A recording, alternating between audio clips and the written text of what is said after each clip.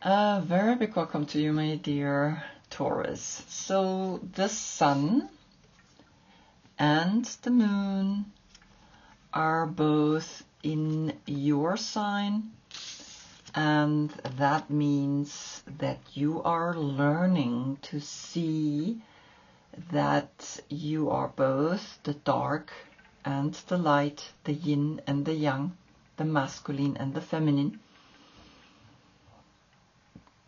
And that you are learning to plant a seed so that that seed about your self-worth, about your spiritual path can grow into the light, show itself into this world and inspire others to exactly do the same. So this is happening up in the sky. You are all alone. And of course, we're going to look also at Venus. Venus is the Empress. She rules you. She's beauty and love and also the money. And you love money. You're the King of Pentacles. It's your birthday between April 10 and May 9th. Then is he your court card? If not, look in the description below. I have listed the other court cards there. So you are learning to understand what your self-worth is all about, because you're very sensuous and you're the second house of resources and self-worth, right? And so that's your issue that you can resolve in this life. Back to the last reading where we had Aries Sun giving Taurus Moon the light. We had Neptune in Aries, right? That has moved. And we had Mercury in Aries, retrograde. And Neptune in Aries is like you should see very clearly that now you're not dreaming about it anymore. You taking actions about it. And so that's important. And the message was keep liberating the slave out of you, right? And so this was really a big message for you. And understand that we all feel that, right? We all feel that we are now letting the doer take actions into what we want to do. So I looked, there is not a card that is reoccurring, and so we can begin the reading. And the first is always the King of Pentacles. That's your physical form. You got the Page of Cups, which are all the water signs, which is Cancer, then Scorpio and Pisces. And so this is the young generation that you're almost looking at and are seeing that maybe you can help them, right? Sometimes the water signs are very emotional, very like fighting for being felt, right? The right way felt. And so here the 3 zodiac signs, and you, the 2 is a 5, and that's speaking the truth, right? Not being too hard on them, because you are a king. And so here they are young and they're learning from you, and you are literally looking at them and you're like, okay, I think I have to become a little more softer. Now, what is coming from the Mother Piece Tarot? We're getting the 10 of Swords to the right, and the 10 of Swords to the right are pointing at you. Because this is your last reading that I'm reading to the left. After that, we're going out to your full moon. And so the 10 of Swords are pointing at you. Do not think that you can be so harsh with these people, because they are more sensitive than you. You have horns, right? You are like a bull. So the 10 of Swords is Sun in Gemini, and Gemini is all about communication, and the Sun is about let's see this communication, and it's intense. It's so many thoughts that are coming, right? And so the 10 and the 2 is the 12, and that's Neptune. Neptune is the 12th major arcana in Aries. So take action in the way you speak with them, in the way you are interacting with them, in also the financial sector. And so you are seeing that the 10 of Swords here, the Thelma and Louise card, it's like these women rather die than being taken over by someone that is really telling them, no, you cannot do this and you cannot do that, right?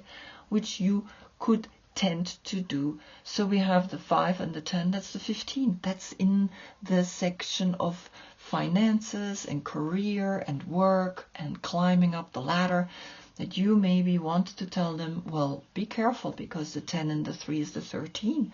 That's the transformation. That's letting go, right? That's Scorpio, that's in here. The 13 turns into a 4, the 4. And the 2 is the 6, self-love. The more you love yourself, the more you really know who you are, the more you can be gentler and softer with the young generation. And we don't need to scold them, because we were young too at one point. And then the old people were also kind of like pushing us aside. Oh, well, here comes the young generation, crazy ideas. And back then we were the ones, right, that were pushed aside, and now we're the ones that push them aside. So the cycle closes. Then we look at Venus. Venus is getting Temperance, Sagittarius, right? And Sagittarius is the guardian angel, right? Be a guardian angel. Through Venus, you're learning to really see, well, maybe I want to help. Maybe I want to be a guardian angel. So the 14 and the 3 is the 17. That's Aquarius. That's the star. And the star is the new zeitgeist, because Pluto has moved into Aquarius, and Pluto is ruling Scorpio, and Scorpio is your opposite sign. So if you look at this, it's not just a young generation, it's a young Scorpio that is opposite of you, and maybe you're too harsh with him, but or her, right? But see that this is the sign that you need for your full moon. The sun in Scorpio is giving the full moon in Taurus, and so understand that, right? So the 17 turns into the 8, and the 8 have the strength to bring love like a guardian angel, to bring the exchange of these 2 cups, one to the other. Now, what is, of course, Sagittarius or the guardian angel saying? You're getting the 4 of Cups, which is Moon in Cancer. And so now we also have Cancer coming here, right, into the game. So Scorpio came here, and also Cancer. And now the 4 of Cups is saying, well, he is holding the cup that you poured the energy into, and he's holding it now, and he is bringing the stream of consciousness into that cup. This is the stream of consciousness, right? And it's the golden cup. It's not the silver cup. The silver is feminine, the golden is masculine. And so here the 17 plus the 4 is a 21, and that's the world. The whole world is feeling now that something is shifting here, because in this abundance of the energy that is flowing, we can heal ourselves, right? And so that's what Sagittarius is bringing. It's like, I'm gonna fill this cup, I'm gonna fill it to a 4. The 4 and the 3, that's a 7, right? And again, the 7, that's the crown chakra. That's knowing, okay, I think I get it, what's being told here. But the 21 altogether is the 3. So the Empress is left. So use the Empress, right, to talk to the young generation, right? Don't push them over the edge, right? Don't like say things that maybe you regret after. Of course, then I want to see what is your deck bringing. You're getting the 4 of Pentacles, and that's the Sun in Capricorn. And we talked about the 15, right, under the King of Pentacles, right? The 15 is Capricorn. The 15 is the career. The 15 is the attachment as well, right? And so the Sun in Capricorn and the Moon in Cancer, they're opposite of each other, Capricorn gives the light to Cancer, and Cancer gives the light to Capricorn for the full moon, right? So you have a 4-4 portal here. And in that 4-4 portal, you understand now that here the 17 is Aquarius, right? And the 44 is the heart. Feel in your heart that you become creative in how you fill this cup, in how you see that the 4 of Pentacles are making you stable, and that you understand that the 8, that you're having the strength of the 8 is the 8 here as well. If I calculate it together, I get an 8-8 here, right? And so see that, see the message here that the Venus energy that is ruling you is bringing you, be a guardian angel, fill the cup, and know that you always have plenty, and you do not need to push things to a place that maybe the people around you are not ready. Now the new moon. The new moon is dark, we don't see it, but we feel it. And here comes the Watcher.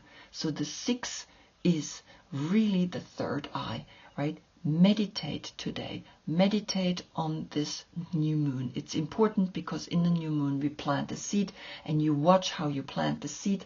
The 18 turns into a 9, the 9 and the 6, the 15 comes here again. And so Capricorn, right, is almost saying, well, have a look at everything. Have a look at how important it is for you to understand that you are learning to watch, that you are learning to look from above. Like here, the moon is watching what's going on here, and so the Watcher is watching as well, and out of the 15 is the 6 left. What is coming from your deck? The 9 of Pentacles. Now look at that. So you have a 9-9 portal framing the 6, right? The 9 and the 4 Pentacles, that's 13 Pentacles. And again, that's Scorpio. Learn to realize that Scorpio is important in your life, and that Scorpio is bringing you here the abundance, an abundance of the 13, a transformation in the way you see money, because here she is like rich. She's in her own garden. This is Venus in Virgo, and Venus is, of course, the Empress, right? And so Venus in Virgo, it's like Virgo is also an earth sign like you, but it's the night, you're the king. So include her.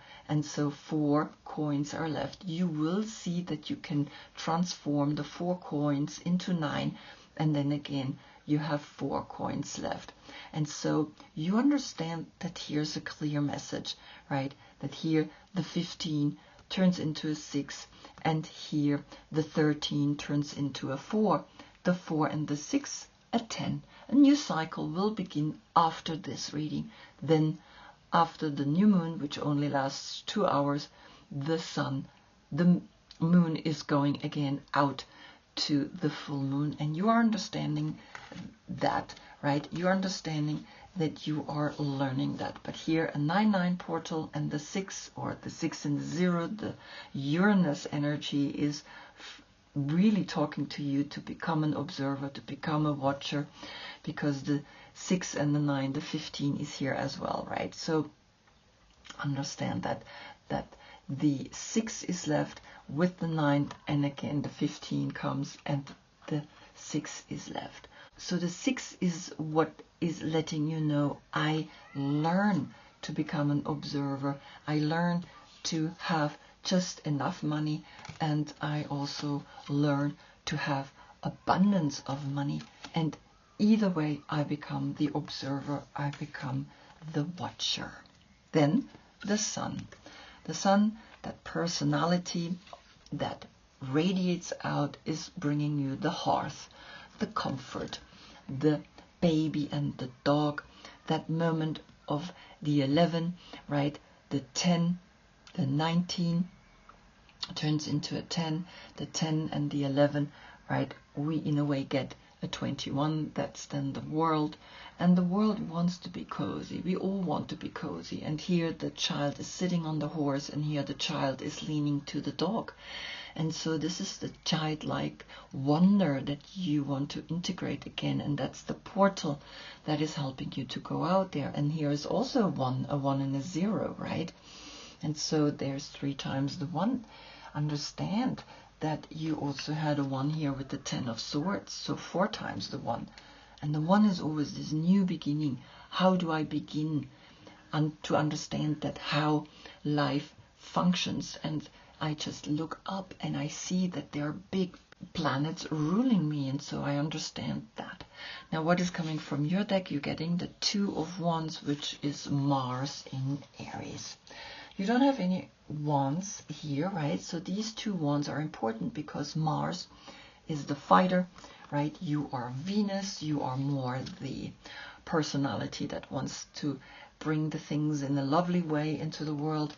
And Mars is the one that says, well, I'm just going to go really intensely out there and say, well, that's what I want.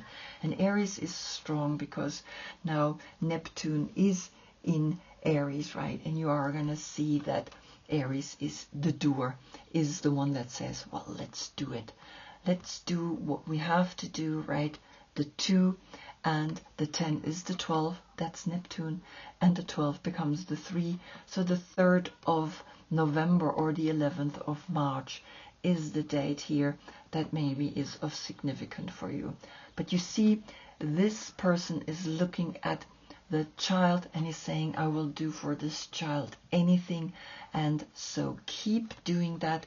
Keep seeing that you are being invited to really be an observer, to really be the observer that sees the 9 of Pentacles, that sees that, yes, you can be really someone that has everything that it needs, right? Even though you have also the 4 of Pentacles, but you have the feelings, you have the actions, right? The actions of the 2 of Wands, and you also have the end of the thinking mind, of thinking too much about what could go wrong, right? And you see, of course, that you have the emotional impact of the young generation that will love what you're doing. And as such, you should really take action to what it is that you want, but particularly take action into becoming the watcher, because the watcher sees everything, knows everything, and can incorporate the message really clear, and as such then really become a guardian angel to the young generation that you are seeing around you doing the things that they are doing, and hopefully you becoming then an inspiration for them. Beautiful. I hope I see you in the next reading. That's when we get the Sun in Gemini. And the Sun in Gemini has spoken. So understand that this is important. Let go of the way you think about things, right? Let go of the way you see that these women are literally like, they're kind of like, okay, we're just, that's it, we're done. We rather want to really disappear from this planet instead of taking on this negativity, right, that is all around us all the time. And so see that, and we're going to look at that. And of course, I wish you a beautiful new moon ceremony, right? And really plant your seed, let go of the things that you want to let go, and think of the things that you want to grow into the sun, right? Into the hearth, and of course into the action, into the doing. Until then, I thank you so much for being with me. Namaste.